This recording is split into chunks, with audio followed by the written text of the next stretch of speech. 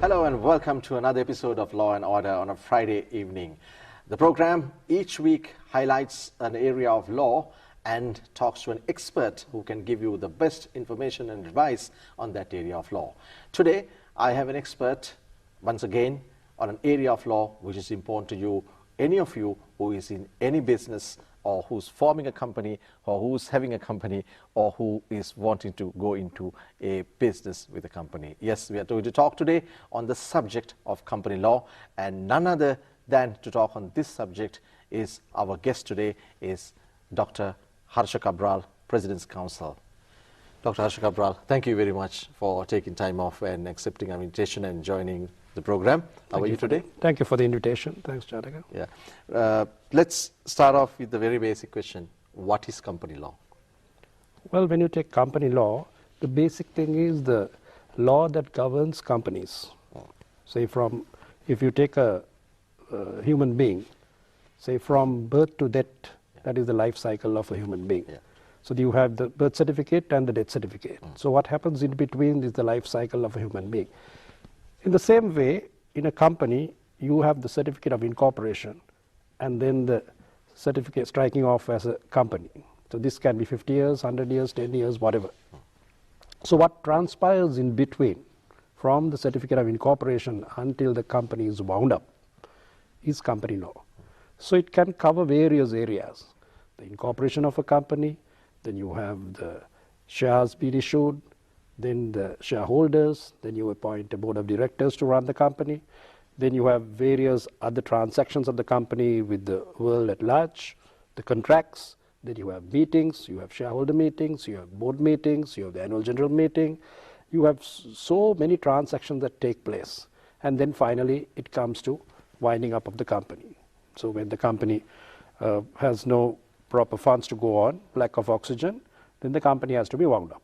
Now, what happens in between? Maybe if I were to teach law to the LLB or the LLM students, I would take maybe 12 months to cover this area. Say 1 month for incorporation, 1 month for shares, 1 month for meetings, 1 month for resolutions, 1 month for winding up, so on and so forth. So the entire law of companies is based on that. Right. Basically, it covers all transactions of companies. Right. There are different types of companies, private companies, public companies. Can you explain to us the difference of these companies? Now, we have the Companies Act of Sri Lanka, which covers the company law of Sri Lanka, which is Companies Act number 7 of 2007, which is now about 10 years old. Now, under our law, you have certain ways where you can do a company. We have the single shareholder companies, we have the private companies, we have the public companies, we have the public listed companies, and then we have the guarantee companies, and those are the 5 grounds, 5 different types of companies you can do business.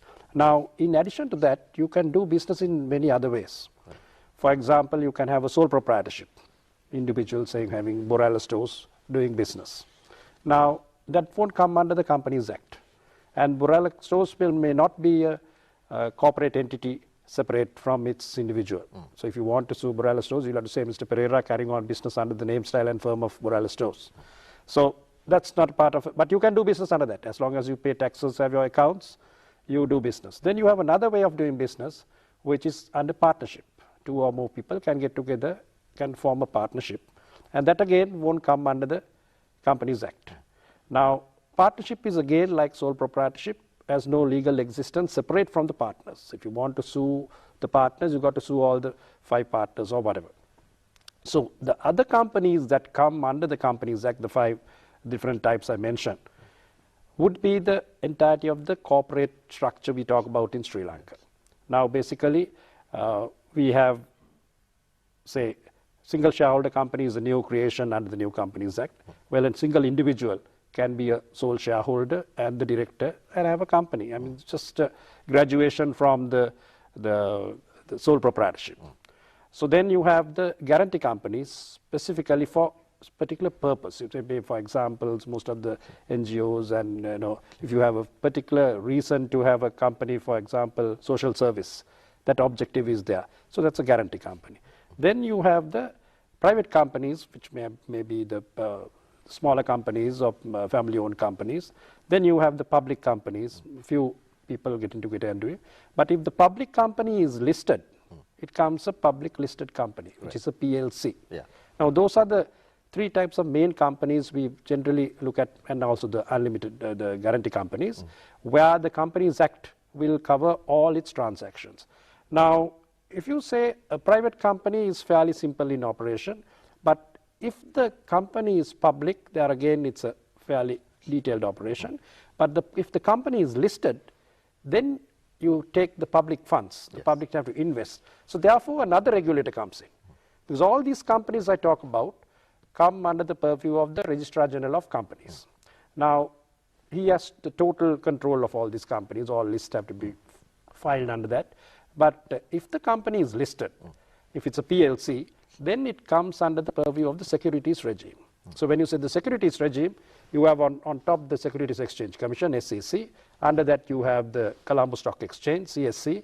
Then below that you find the CDS, Central Depository System, where you do the transactions, share trading on the floor. And those three organizations will be the main securities regime. In addition to that, if the company is under a certain other regulator, for example, banks will come under the banking regulator, right? That's the central bank will control bank supervision and unbanked supervision. Then if it's an insurance company, you will have another regulator, that is the insurance regime. So you have the securities regime, you have the banking regime, you have the insurance regime, in addition to the company law. But all and sundry, all these corporate bodies will be controlled by the Companies Act. Now, you see our Companies Act, that is Act number 7 of 2007, which I say is about 10 years old now, has 534 sections, 13 schedules, and 46 forms. So every time you change the directors, change the secretaries, you have to send that form. So from birth to death of the company, it's controlled under the Companies Act.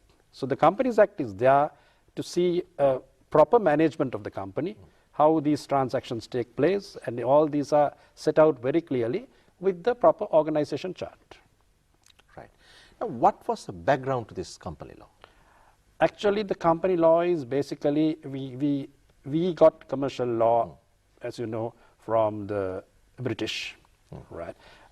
Actually, the birthplace of company law is England. Yeah. But over a period of time, it has been outdated in England, and even in England, after they became a member of the European Community, all the EC directives came and took over most of the traditional company law. Yeah. So there was nothing, the old traditional company law was not left to be seen, it went out of the window. So in most of the other countries also where they followed the traditional English company law, it was basically a dying area, and across the Atlantic it was slightly different, whereas in the Americas they thought that all companies should be regulated. Yes. Right? So that's how the New York Stock Exchange was born. So the earlier concept of company law, the old traditional English law, what we know, is where they think that the companies were governed by decent people, right? They thought gentlemen control companies, and that's a rare breed nowadays. Yes. So across the Atlantic, they thought it in a different way. They thought, no, we got to regulate these companies. Yes. So a hybrid was born in the Canadian formula. Towards the in 70s, 80s, we saw in Canada all the experts looking at both the British model, the English model, and the American model, and they came up with a hybrid model in the Canadian formula, which is known as the Canadian formula of corporate law, which is treated as more effective, and that has been followed in countries like Japan, Hong Kong, Singapore, Australia, New Zealand, and a whole lot of developing states, including a couple of countries in Europe, and where there is a mix of regulation and proper governance which has been introduced in the corporate governance sector. So we followed, when we structured our new company law, we looked at we initially started with the New Zealand model, which is again based on the Canadian formula, and quite a lot of new mechanisms are seen in the process of this company law, which I must say is fairly modern. Right. Now, in Sri Lanka, you mentioned about the ways, the types of companies we have. That means the ways of doing business. What would be your answer for the question, what would be the best way for a person to do business in Sri Lanka in this existing legal framework of corporate law? Yeah, depends on what sort of business you want to do. Now, there are so many companies, fairly big companies, which are not listed. Right. So they feel that, well, some feel that when it is listed, maybe the regulation will be more. So you have family companies, you have business companies, you have joint ventures. So depending on the structure of the company, if you want to keep it as a family company within the family, well, you can still run it as a private company. If you still feel that you want to have a single shareholder company, you can do so. And maybe if it's a NGO or social service organization, you might say, well, you have say a guarantee company. So that depends on the legal advice you get, what sort of, the tailor-made model for your company and how. So when you're incorporating a company, you should see what are the best mechanisms. Now, say there are certain lenient procedures adopted under the Companies Act for private companies. But if it's listed, now the idea is when a company is listed, you try to borrow funds from the public. So there should be regulation, like in banks. Most of the banks are on the public money. So the depositors, more than the shareholders' funds, it's the depositors' money. So there you should have a proper regulator. So that's why I mentioned the regulation is important.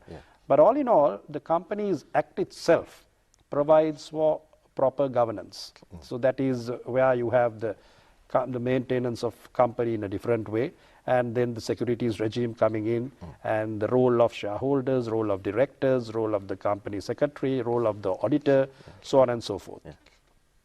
Right. Now, do you think it depends on the trade or the business area that you should choose what company to go into? Not really. It's not really the trade that is involved.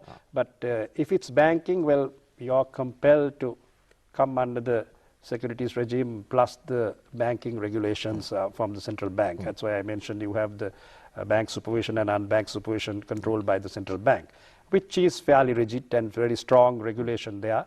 Whereas if it's say a company that is manufacturing garments, well, they can decide whether it's not necessary for them to list it for under the public listing, or they can go on as a private company.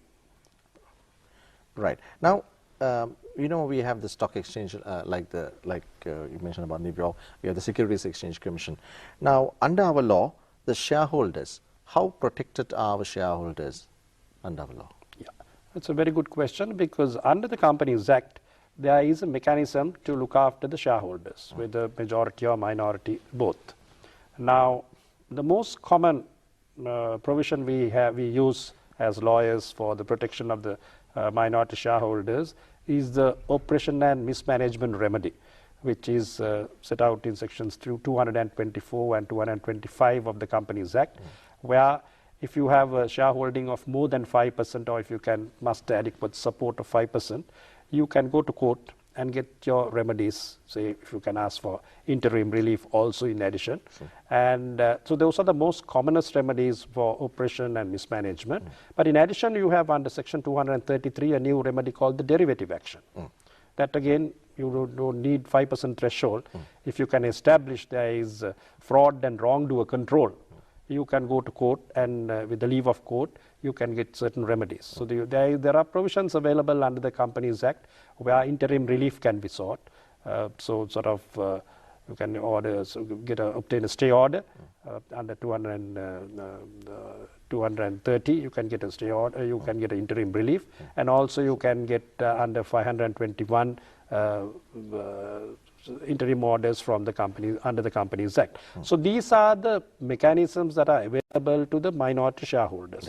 In addition to that, there are several remedies for the shareholders, because if the directors don't act properly, if they breach the provisions of the articles, if they breach the provisions of the Companies Act, the adequate remedy is provided, because now, specifically under the new Act, the directors' duties and responsibilities are very, very detailed. It has been set out in black and white in under sections 187, 188, 189. Then from sections 191 to 200, conflict of interests with in share transactions, conflict of interest in contracts.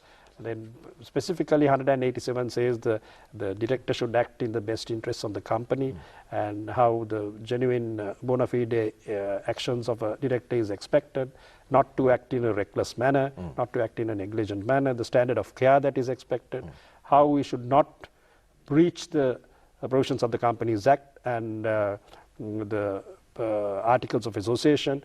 So there is a proper balance. In addition to that, there is financial management has been streamlined. There is solvency test. These are all new features which have gone into the Act. So proper financial management is crucial for the maintenance of a good company. So if the solvency test, if I always call the golden thread that runs into the entire fabric of company law, where the director should maintain that the company is solvent at all given moments. So there are enough and more mechanisms. Then you have additional features like the administrator role, the winding up mechanisms, then the disputes board that has been introduced. So all in all, you can see that there are several mechanisms for the shareholders to look after their interests, and even the creditors have adequate protection under the provisions that are available under the Companies Act. Right. Now, there is another concept under the, it's maybe not in the Act, on all companies, on business, called corporate governance. Explain to us what exactly is the corporate governance. Is it a legal requirement? Is it some kind of a business thinking? Or how does it work? Yeah, corporate governance is, you know, the words corporate governance would not appear anywhere in the Companies Act. If you look at the 534 sections or the 13 schedules or the 46 forms, you will not see the words corporate governance there. Now, the birth of corporate governance goes back to the early 90s, in 1992 in England, where Sir Adrian Cadbury, the Cadbury Code of Best Corporate Governance, the Code of Best Practice, was created in England. Thereafter, from 97, we have also started our own, with the assistance of Institute of Chartered Accountants, the Code of Best Practice. So corporate governance is proper governance, right? Transparency in governance, good governance. I mean, you have Vihapalanaya, so I mean, these are words which came up later in the day. So proper governance means, now this again is, right now it's restricted only to listed companies. Now, under the securities regime, you find in the SEC rules mandatory code. Now that is very, very minimal. What is introduced under the securities regime is that all listed companies should have X amount of independent non-executive directors on their board. And also you must have audit committee, remuneration committee, and so on and so forth. So in addition to that, we have a very, very wide voluntary code. If you go into the SEC web page, you can get that voluntary code. Most of the companies follow, I must say the listed companies follow. But like if I say corporate governance is something like that comes from your own heart, you see, whether you're a good boy, you follow the 10 Commandments or so and so. So the word corporate governance is to see that this is a good governance and the company is a good corporate citizen. All functions of the company carried out in a very, very transparent manner, so that corporate governance ultimately looks after the shareholders of the company itself, the employees, the creditors, and all the other stakeholders, and also the world at large. That is why the extreme end of corporate governance is CSR, corporate social responsibility. You would do something totally different to what you're doing. I mean, you're in the manufacturing field, but we will be we will be doing something more for tsunami relief, or a whole lot of corporate social responsibility mechanisms. So corporate governance is something beyond corporate law. And that again in Sri Lanka, it's only, right now it's limited only to the listed companies, but any company is free to follow the mechanisms of corporate governance. Okay. Now, you were, if I may say, a kind of architect in the last Company Act. of 2007? I won't call myself the architect. I was one of the architects in the team which did this. Yeah. Now it's time tested for about 10 years. Yeah. What are the changes you would like to see in the company act, not only the act per se, in the company law in Sri Lanka, or are you happy with the existing system? So right now there are a few amendments which are in the pipeline which will become law very soon, because there are a couple of hiccups in the introduction with regard to the translations, right? Now, for example, winding up section, what we intended was inability to pay debts to be 50,000. Earlier it was 500. So we have increased it to 50,000. But unfortunately, in the singular version, it has gone as 5,000. Yes. So by practice in the Commercial High Court, we have agreed that it is 50,000.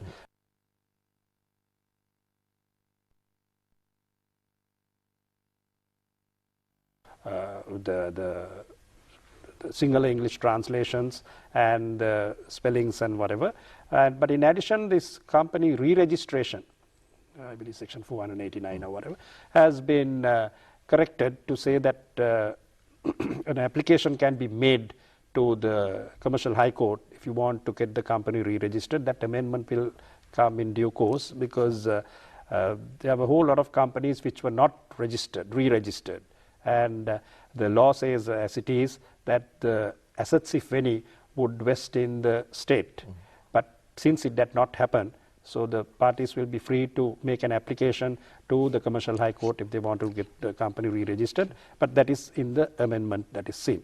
So there are few mechanisms are brought in the new act. I must say that overall there are no major changes or major amendments that I can foresee for the time being, because anyway now 10 years time, it's high time there will be a couple of amendments, and unfortunately the new provisions have not been tested yet. Most of the sections have not been tested yet, so in the time to come I suppose the newer mechanisms will have to be tested. Dr. Harsha Cabral, thank you very much for joining Law and Order, and thank you for those very detailed and insightful thoughts on the company and corporate law of Sri Lanka, and thank you for joining us. Thank you very much. My pleasure. Luck and success for whatever you do in the future. That's Law and Order for you today. Join us on our Facebook page. It's facebook.com/Law and Order Channel I, and join the conversation. You can send us your suggestions, your comments, or whatever you'll have to say about the programs and what you'd like to see on the programs, or your questions on law to that Facebook site, and we will definitely take them into notice in our future programs. I'll see you next week at the same time with another program on Law and Order. Enjoy the rest of the programming on Channel I. Have a good night and a good weekend.